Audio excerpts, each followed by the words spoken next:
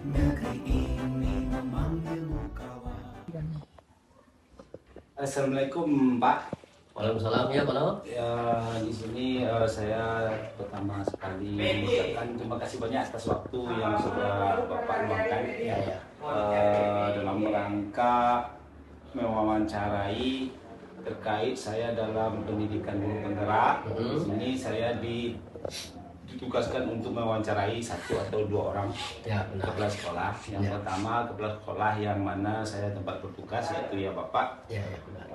Ini terkait dengan materi pendidikan guru penggerak yang ada pada modul titik 3 tentang pengambilan keputusan yang berbasis pada nilai-nilai kebajikan sebagai pemimpin. Nah, di sini saya akan melontarkan beberapa pertanyaan terkait dengan keputusan-keputusan yang sudah Bapak ambil selaku sebagai pemimpin di sekolah kita ini, Pak. Ya, boleh. Bisa kita mulai ya, Pak ya? Bisa. Di sini selama ini kira-kira bagaimana Bapak dapat mengidentifikasi kasus-kasus yang merupakan dilema etika atau bujukan moral? Apa saja kasus-kasusnya, Pak? Berhubungan dengan ini ya, etika ya. Jadi sebagai seorang pemimpin di sebuah instansi pendidikan itu istilahnya pasti akan beragam kasusnya yang akan dihadapi. Ya kan, baik itu kasus yang keduanya misalkan benar-benar saling bertentangan atau dikenal sebagai dilema etika, ataupun kasus-kasus yang salah satunya benar saja. Itu pasti ada tuh Pak Nop ya. Kedua kasus tersebut bisa diidentifikasi dengan benar jika tidak ada kesalahan dalam pengambilan suatu keputusan. Jadi cara saya sebagai seorang pemimpin untuk mengidentifikasi ya yang mana dari kedua kasus tersebut dengan memahami masing-masing kasusnya Pak Nop. Ya, tentu saja untuk memahami kasus itu saya berkomunikasi dengan pihak yang terlibat ya. Setelah permasalahan sudah dipahami, maka saya perlu melakukan beberapa hal untuk memetakan apakah kasus tersebut merupakan bujukan moral atau dilema etika. Karena Pak Nop tadi mengatakan tentang moral dan etika. Itu perlu dilakukan, ada daftar pertanyaannya, ya kan? Misalkan identifikasi kasus, syaratnya ya sebuah kasus itu kan dilema etika jika kedua masalah yang berbenturan itu tidak melanggar hukum. Nah, serta norma-norma yang berlaku atau yang menimbulkan ketidaknyamanan sosial. Jika kasus yang diindikasi lolos, misalkan lolos nih dari syarat-syarat tersebut, maka dipastikan itu adalah kasus dilema etika. Dan sebaliknya jika syarat-syarat di atas tidak terpenuhi, maka itu disebut dengan rujukan norma. Itu menurut saya, Pak. Terima kasih, Pak. Kemudian gini, Pak. Selama ini bagaimana Bapak menjalankan pengambilan keputusan yang ada di sekolah kita ini, terutama untuk kasus-kasus di mana ada dua kepentingan yang sama-sama benar atau sama-sama mengandung nilai kebajikan, Pak? Mungkin kalau menurut saya ketika menanggapi seperti ini atau untuk kasus dilema misalkan kasus dilema etika itu saya akan mempertimbangkan kedua hal yang sama-sama benar tersebut membenturkan faktor apa atau pihak mana ya, apakah kepentingan per orang atau banyak orang ya beda ya. Per orang atau banyak orang mengandung nilai-nilai kebenaran atau kesetiaan, rasa adil atau belas kasihan, ataukah berdampak untuk saat ini atau tidak, seterusnya. Itu menurut saya. Pak, lanjut Pak, langkah-langkah atau prosedur seperti apa yang biasa Bapak lakukan selama ini? Kalau langkahnya ini kan suara hati dan nalar harus sejalan untuk memilih kebenaran yang paling kecil dan besar manfaatnya dengan mempertimbangkan kepentingan peserta didik. Jika kasus itu berhubungan dengan peserta didik berdasarkan pada prinsip berpikir berbasis hasil akhir, berpikir berbasis peraturan dan berpikir berbasis rasa peduli. Jadi tahap berikutnya dilakukan investigasi. Ya, investigasi ini langsung ke lapangan dengan memeriksa kembali fakta-fakta dan temuan peluang, lalu buatlah keputusan. Jadi jangan langsung, kita harus investigasi dulu tuh Pak. Ya, insya Allah dalam bimbingan keputusan yang Anda ambil itu adalah keputusan yang ujung-ujungnya adalah bertanggung jawab. Oke Pak, terima kasih Pak. Kemudian hal-hal apa saja yang selama ini Bapak anggap efektif dalam pengambilan keputusan pada kasus-kasus dalam dilema etika? Hal-hal yang Yang Bapak anggap positif, yang efektif dalam pengambilan keputusan pada kasus-kasus dilema etika tersebut. Oh, berarti dalam kasus pengambilan keputusan dengan dilema etika, hal efektif yang perlu Bapak pertimbangkan di sini adalah dengan menyederhanakan ya pokok permasalahan dan membangun kebijaksanaan. Itu menurut saya. Kemudian hal-hal apa saja yang selama ini merupakan tantangan untuk pengambilan keputusan pada kasus-kasus dilema etika tersebut? Berarti masih seputar dilema etika tadi ya. Etika, ya. Hasil keputusan yang mungkin akan saya ambil istilahnya pihak yang tidak dapat menerima sepenuhnya ya. Proses untuk dapat memahami sebagian orang untuk bicara tentang secara ikhlas menerima dan menjalankan keputusan menjadi sebuah tantangan untuk anak serta untuk tetap istiqomah. Kita harus istiqomah dalam menjalankan keputusan yang sudah disepakati. Oke Pak. Kemudian apakah Bapak memiliki sebuah tata kelola mungkin di dalam sekolah kita ini atau jadwal tertentu dalam sebuah penyelesaian kasus dalam dilema etika? Tidak. Bapak langsung menyelesaikan di tempat atau memiliki sebuah jadwal untuk menyelesaikannya? Misalnya Bapak ada dilema, apakah langsung pada saat itu diselesaikan atau tidak? Kemudian bentuk atau prosedur seperti apa kira-kira yang Bapak jalankan dalam menjalankan kasus tersebut? Ya, sebetulnya tidak ada teman-teman. Tidak ada jadwal tertentu menurut saya. Dalam menyelesaikan itu tidak ada jadwal tertentu ya. Sebuah kasus. Prioritasnya mana yang perlu diselesaikan. Jadi kita ambil prioritas mana yang perlu diselesaikan, tapi cepat. Ya, cepat karena tergantung dari jenis kasus kan ada yang besar, ada yang kecil. Jadi Bapak tidak ada memutuskan untuk jadwal itu tidak. Jadi langsung eksekusi ya Pak, supaya tidak masuk angin sendiri Pak ya. Oke. Kemudian Pak, adakah mungkin seseorang atau faktor-faktor apa yang selama ini yang mempermudah Bapak atau membantu Bapak dalam pengambilan keputusan dalam kasus-kasus dilema etika? Misalnya Bapak mungkin ada tempat Bapak berkomunikasi apakah dengan seseorang atau dengan orang luar atau dengan tokoh-tokoh misalnya Pak, begitu. Ya, kalau saya tetap kalau komunikasi dengan warga sekolah itu penting ya. Karena di sini untuk pengelolaan emosi. Jadi Bapak mengambil keputusan tidak sendiri, harus melibatkan warga sekolah ya. Baik itu kan untuk pemahaman tentang teori pengambilan keputusan ya. Sebagai seorang pemimpin itu kan harus bijak gitu. Saya nggak sendiri dan jelas warga kita libatkan ya. Nah, sudah tuh di sini untuk dijadikan sebagai faktor mempermudah dan membantu dalam mengambil keputusan. Jadi saya akan terbantu oleh warga sekolah tadi. Jadi istilahnya poinnya Bapak tetap mengoptimalkan warga sekolah. Mungkin ini yang terakhir Pak, pertanyaan terakhir. Masih ada ya? Ya, dari semua hal yang telah Bapak sampaikan, pembelajaran apa yang mungkin Bapak petik dari pengalaman Bapak mengambil keputusan dalam dilema etika, terkhusus selama Bapak menjadi pemimpin di dalam suatu pendidikan? Oke, dalam mengambil suatu keputusan ini maka yang jelas identifikasi jenis kasus itu harus kita bangun Pak. Mengidentifikasi ini penting ya. Harus bisa dilakukan lebih awal. Nah, kenapa lebih awal? Dengan melakukan lebih awal itu tujuannya ketika kita melakukan pengujian, lalu kita lakukan pengujian benar lawan atau misalkan benar untuk dapat menentukan paradigma apa yang akan kita pilih sehingga keputusan bisa diambil sesuai dengan prinsip yang tidak merugikan peserta didik.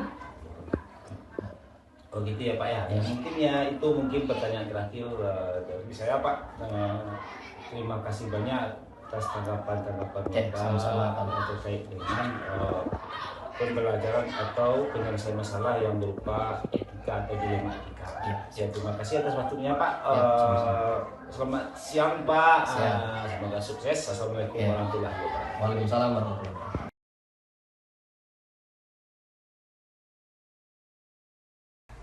Assalamualaikum Bu.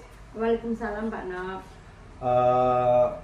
Saya Nofrianto Bu dari calon guru penggerak yang sedang mengikuti pendidikan guru penggerak, yang mana di sini saya meminta waktu Ibu untuk memenuhi kewajiban saya dalam mewawancarai 1-3 orang kepala sekolah, yang di sini saya memilih Ibu sebagai salah satunya dalam rangka memenuhi tugas saya dalam modul 3.1, yakni mengambil keputusan yang berbasis pada nilai-nilai kebajikan sebagai pemimpin.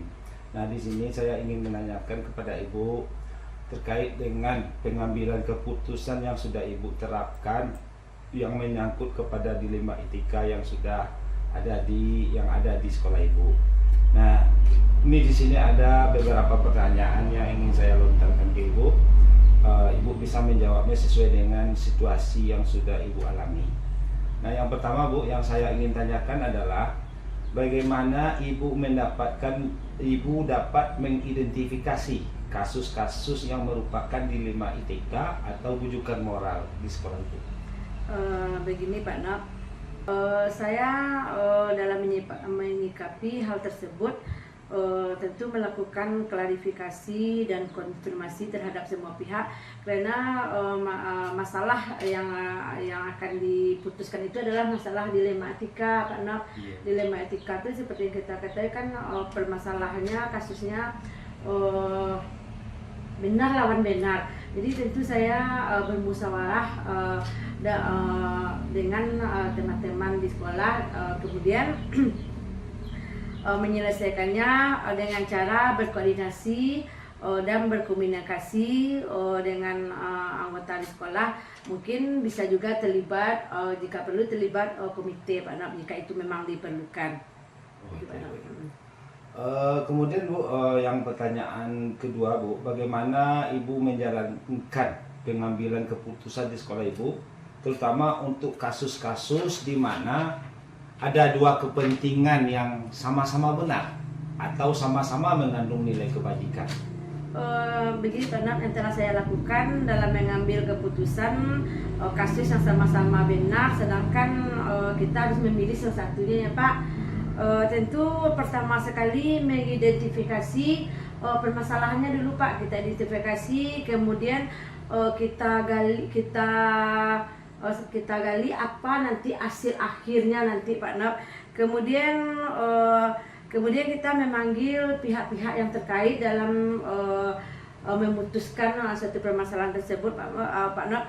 Kemudian kita melakukan musyawarah. Kemudian yang ketiga Bu, pertanyaan yang saya ingin lontarkan ke Ibu, langkah-langkah atau prosedur seperti apa yang biasa Ibu lakukan selama ini? Langkah-langkah yang saya lakukan selama ini Pak Nop, yang pertama dalam mengambil keputusan itu Pak Nop, tentu kita mengkaji dulu nilai-nilai kebajikan yang dimuat dalam apa keputusan kita ambil itu Pak Nop. Kemudian yang kedua, kita mengidentifikasi permasalahannya, kemudian juga menggali apa penyebab dari kasus tersebut. Kemudian Pak Nop, kita tetap mengutamakan musyawarah dengan kawan-kawan di sekolah. Kemudian jika perlu ada komite, kemudian ada wali murid jika itu memang diperlukan Pak Nop. Kemudian setelah itu kita adanya melakukan uji pengambilan dari keputusan itu Pak Nop. Oke Bu, kemudian hal-hal apa saja yang selama ini Ibu anggap efektif dalam pengambilan keputusan pada kasus-kasus dilema etika tersebut? Hal-hal yang saya anggap efektif Pak Nop, seperti yang saya sampaikan tadi, tentu kita dengan bermusyawarah. Ya, karena untuk mengambil keputusan itu kita tidak bisa sendiri Pak Nop, kita lakukan dengan musyawarah. Kemudian dengan kita kumpulkan pihak-pihak yang terkait dalam permasalahan tersebut. Kemudian Bu, hal-hal apa saja yang selama ini merupakan tantangan yang Ibu hadapi dalam pengambilan keputusan pada kasus-kasus dilema etika tersebut? Oh, tantangannya begini ya Pak Nok, memang sangat sulit kalau kita untuk dalam mengambil kasus menentukan kasus dilema etika, karena kita sebagai guru di suatu sekolah, apalagi sekolah tempat saya Pak Nok, tentu karakter masing-masing guru itu berbeda. Jadi berbeda karakter tentu berbeda pendapat, Jadi pasti akan terjadi Pak Nok, dalam 10 orang guru 2 atau 3 orang pasti ada perbedaan pendapat. Kemudian bagaimana caranya saya bisa menyatukan pendapat itu yang saya lakukan Pak Nok. Saya akan terus melakukan diskusi musyawarah dengan teman-teman itu Pak Nok. Oke, Bu. Kemudian pertanyaan selanjutnya Ibu, apakah Ibu memiliki sebuah tata kelola atau jadwal tertentu dalam sebuah penyelesaian kasus dilema etika? Apakah Ibu langsung menyelesaikan di tempat atau memiliki sebuah jadwal untuk menyelesaikannya? Apakah itu mungkin dalam bentuk prosedur? Nah, kalau seperti itu bagaimana Ibu menjalankannya? Dalam permasalahan menangani kasus dilema etika ini Pak Nok, tentu bagaimana ya, tentu kita lihat dulu apa penyebab dari permasalahan itu. Nah, kemudian untuk jadwal yang terstrukturnya tidak ada Pak Nok. Kemudian jadwalnya tidak ada. Kemudian yang jelas permasalahan yang merasa urgen untuk kepentingan bersama tentu diselesaikan dengan cepat. Jika masalah itu perlu, kadang permasalahan itu tidak bisa kita putuskan secepatnya, tentu kita akan menyelesaikannya dengan segera mungkin. Tapi tidak harus kita walaupun itu masalahnya berat, tidak beratnya bukan memperlambat, cuman kita tetap berusaha mempercepat menyelesaikan masalah, tetapi untuk jadwalnya tidak ada Pak Nok. Cuman ada permasalahan langsung kita selesaikan dengan baik Pak Nok. Kemudian ada enggak seseorang atau faktor-faktor lain yang selama ini mempermudah dan atau membantu Ibu dalam mengambil suatu keputusan terkait dengan keputusan yang menyangkut dilema etika tersebut? Selama ini begini Pak Nok, karena kita selalu melakukannya dengan musyawarah, tentu itu akan mempermudah kita dalam mengambil keputusan. Kemudian adanya kekompakan tim, itu yang saya lakukan selama ini Pak Nok. Kemudian ini tentu pokoknya saya dalam melakukan mengambil satu keputusan dilema etika itu sering mengajak komite untuk bermusyawarah Pak Nok.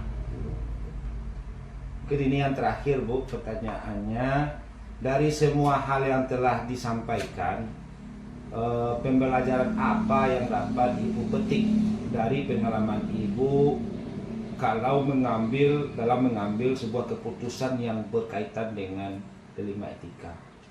Hal yang penting dalam pengalaman saya Pak Nok untuk mengambil keputusan dalam menghadapi kasus dilema etika ini, yang pertama tidak lepas dari mufakat dan musyawarah bersama Pak Nok.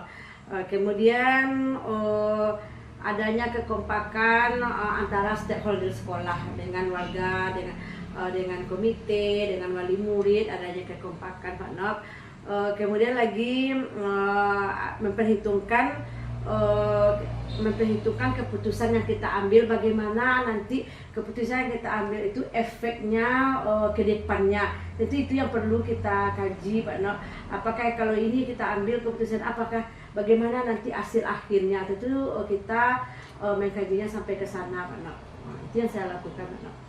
Ya Bu, terima kasih Bu. Itu mungkin 8 pertanyaan yang untuk meminta pendapat Ibu terkait dengan pengambilan keputusan yang berbasis nilai-nilai kebajikan sebagai seorang pemimpin.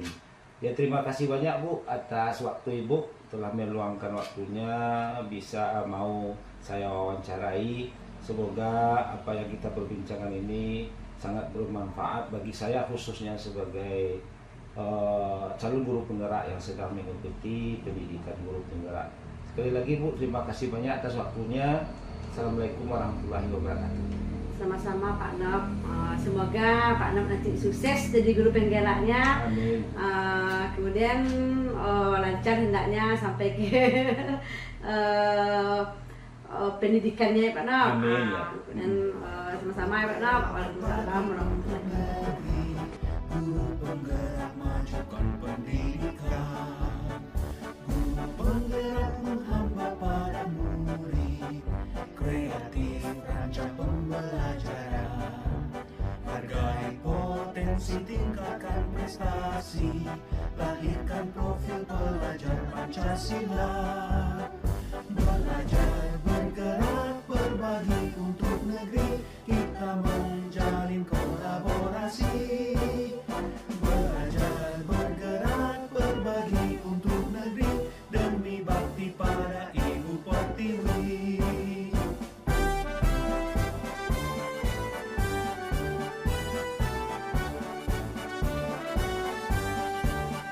Bulatkan tekad, kuatkan hati, negeri ini memanggilmu kawan. Belajar bergerak berbagi untuk negeri, guru penggerak majukan pendidikan, guru penggerak menghamba pada murid, kreatif rancang pembelajaran, hargai potensi tingkatkan prestasi, lahirkan profil pelajar Pancasila, belajar